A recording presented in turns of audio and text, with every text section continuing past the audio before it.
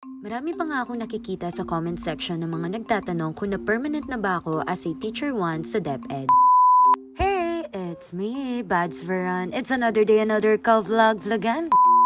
Naniniwala ba kayo kapag parang sabay-sabay yung naiisip niyong problema, lungkot, yung parang ang bigat ng nararamdaman ninyo at parang nawawalan na kayo ng pag-asa, pero yun yung sign na sasagutin na pala ni Lord yung kahilingan mo. And finally, sinagot na ni Lord yung iniiyak ko.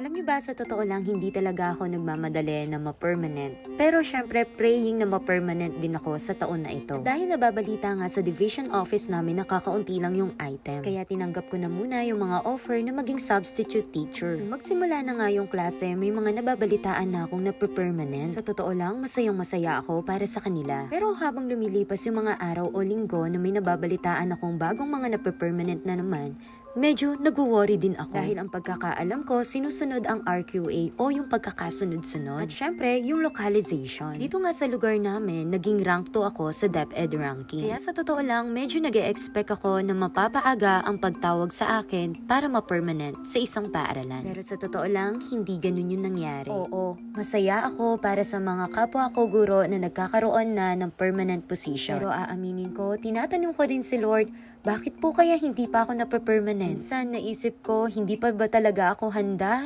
Hindi ba ako magaling na guro? Hindi ba ako magaling magturo? Pero maling-mali ako. Dahil ang totoo, hinahanda lang tayo ni Lord at ilalagay niya tayo sa tamang lugar na nararapat para sa atin. And yes, sinagot ni Lord kung ano yung mga dasal ko. Sa totoo lang, sa mga pinag-pray ko, hindi ako nagsabi kung saang school ang gusto ko. Basta ang sabi ko kay Lord, Lord, dalhin mo ako, ilagay mo ako sa paaralang mag-grow ako, healthy and positive environment. Dahil alam naman natin na napakahalaga rin kung sino yung mga nakakasama natin sa trabaho. And yes, magdadalawang buwan na nga akong permanent teacher at yung mga nakikita ko at mga nararamdaman ko tungkol sa paligid ko, tunay ngang sinagot ni Lord yung mga prayers ko. Kaya kung isa ka din katulad ko dati na naghihintay na ma-permanent, magkaroon ng item o naghahanap ng trabaho, just keep on praying, ihanda mo ang sarili mo dahil matatanggap mo na yan. Matuto kang maghintay sapagkat ibibigay sa'yo ni Lord yung tamang panahon at tamang lugar na para sa'yo.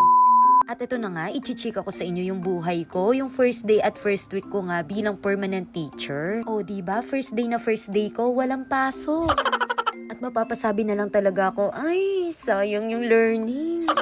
Char, pero sa totoo lang, handa na talaga akong pumasok sa araw na iyan. Kataon lang talaga na malakas ang ulan at may paparating na bagyo. Kaya ang nangyari, gumawa na muna ako ng activities para sa mga bata. At sa totoo lang, nangangapa talaga ako sa mga gawain ngayon dito. Pero laking pasasalamat ko sa mga teacher na gumagabay sa akin. At pagka-Martes nga, wala na namang pasok.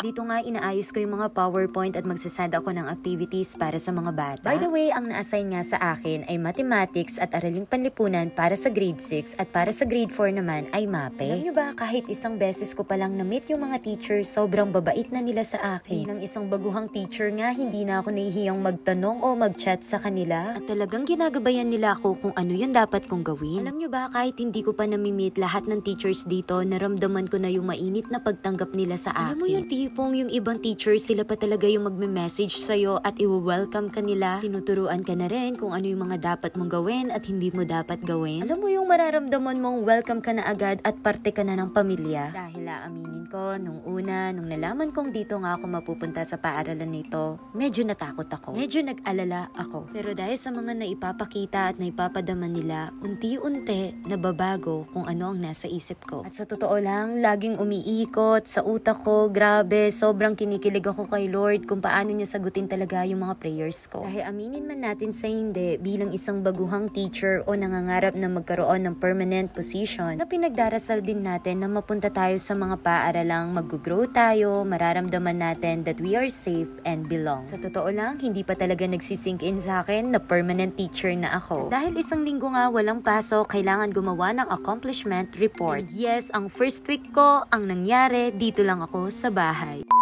Finally, nakapasok na rin ako sa school pero pauwi na ako neto. At syempre, hindi muna tayo mag-video sa school. Akala ko nga pag uwi ko sa bahay, okay na, pero pinatawag nga ako sa school at bumalik ako. At itong video nga ito na ginawa ko pero hindi ko talaga shinare sa inyo kung ano to. Ito yung time na ako yung napili na magmutya para sa school namin. By the way, reliever po ako or subject teacher, ibig sabihin wala po akong hinahawakang advisory class. Pagka Miraculous nga, ito naman yung hinahanda ko na gagamitin namin para sa PAN. Dahil nga nagtuturo ako ng mathematics. At dahil nga wala akong sariling room, binigyan ako ni Ma'am Ollie ng lamesa at ng upuan at space sa kanyang room. Grabe, kaya sa totoo lang sobrang nakaka-bless, nakaka-touch, nakakakilig yung kabaitan ng grade 6 teachers sa akin. At pagka Friday nga, nagkaroon naman kami ng meeting ng Lakan at Mutya ng Talaturong Fernandino. Pagka Sabado naman nga, bumili ako ng mga gamit ko dahil nga magde-demo ako. At dito ko na talaga nararamdaman na teacher na talaga ako dahil hindi pwedeng mawalan tayo ng bond paper. Pagkalinggo naman nga, inayos ko na yung mga instructional materials ko para sa demo. Kaso nagkataon talaga na bumabagyo at malakas ang ulan